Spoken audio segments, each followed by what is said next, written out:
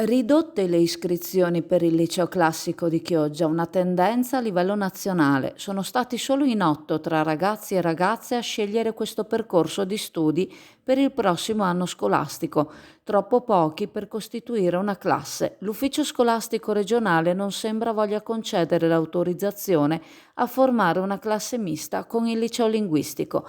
A riguardo si è attivato il sindaco di Chioggia Mauro Armelao, che ha scritto all'assessore della Regione Veneto Donazan, allo stesso ufficio regionale e alla dirigente dell'Istituto di Istruzione Superiore Veronese Marconi, cercando di salvare la classe con l'applicazione di una deroga.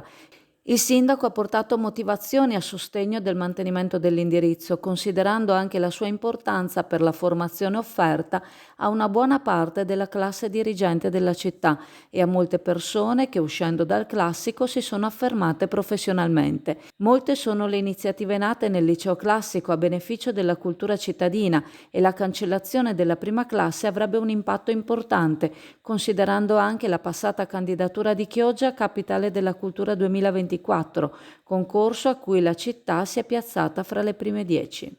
E siamo nello studio del Servizio Nord-Est 2.0 e vorremmo sapere di che cosa vi occupate. Ci siamo fortemente focalizzati sui bonus edilizi, in particolare sul superbonus, quindi interventi prevalentemente condominiali di efficientamento energetico. Il superbonus esiste ancora.